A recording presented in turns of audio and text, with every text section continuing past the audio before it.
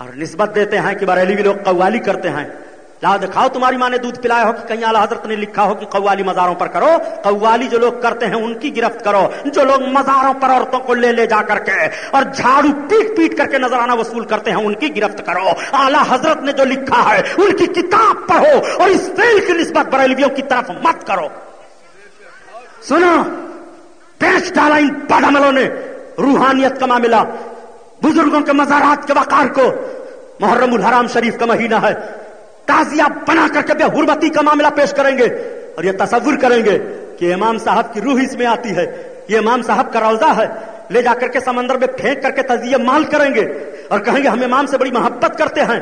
نعرہ لگاتے ہوئے نہ جانے کس قسم کا چلیں گے، دھواں دھکڑ سلگائیں گے اور سواری لے کر کے چلیں گے. گمراہی پھیلانے والے بدعملو، ڈرو خدا کے خوف سے. امام علی مقام کی روح کو نہ دکھ دو. تعزیہ سے امام کی روح نہیں خوش ہوگی، ڈھول سے نہیں خوش ہوگی، تاشے سے نہیں خوش ہوگی. تو قرآن پڑھ لے شہادت کے دن امام کی روح خوش ہو جائے گی. تو روزہ رکھ لے شہادت کے دن امام کی روح خوش ہو جائے گی. تو غریبوں کو کھانا کھلا دے امام کی روح خوش ہو جائے گی. تو غریبوں کو کپڑا پہنا دے امام کی روح خوش ہو جائے گی. امام کے نقش قدم پر چل کر کے امام کی روح کو خوشبو کرو.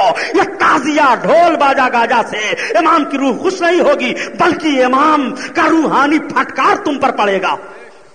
یہ جملہ جب بول دیتا ہوں تو بڑی تکلیف ہو جاتی ہے کہ سبحانی صاحب تو تعزیہ داری کے خلاف بولتے ہیں، تمہارے باپ کا کیا جاتا ہے؟ تعزیہ رکھنا جب حرام ہے تو بولا کیا جائے؟ اعلیٰ حضرت سے سوال کیا گیا کہ تعزیہ داری کیا ہے تو فرماتے ہیں مروجہ تعزیہ داری حرام ہے، حرام ہے، حرام. نسبت دی جاتی ہے بریلوی لوگ ہیں، یہ بدعتی لوگ ہیں. بیش ڈالا آبرو کو. حضرت امام حسن و حسین کی تحریک کو سمجھو. حضرت امام حسن کو، حضرت امام حسین کو کس طرح اللہ کے حبیب چاہ رہے ہیں. دونوں شہزادے ہیں، نبی کی بارگاہ میں مچلتے ہوئے اپنے خط کو تختی کو لے کر کے پہنچ گئے لکھ کر کے. آج بھی اپنے بچوں کو لکھنا پڑھنا سکھاؤ. امام علی مقام اپنے بچپن میں لکھنے کے پیغام سے نانا جان کے امتیوں کو لکھنے کا پیغام دے رہے ہیں. حسین نے بچپن میں لکھا پڑھا ہے، اپنے بچوں کو بچپن میں لکھاؤ پڑھاؤ. یہ حضرت امام حسین کی زندگی سے سبق مل رہا ہے.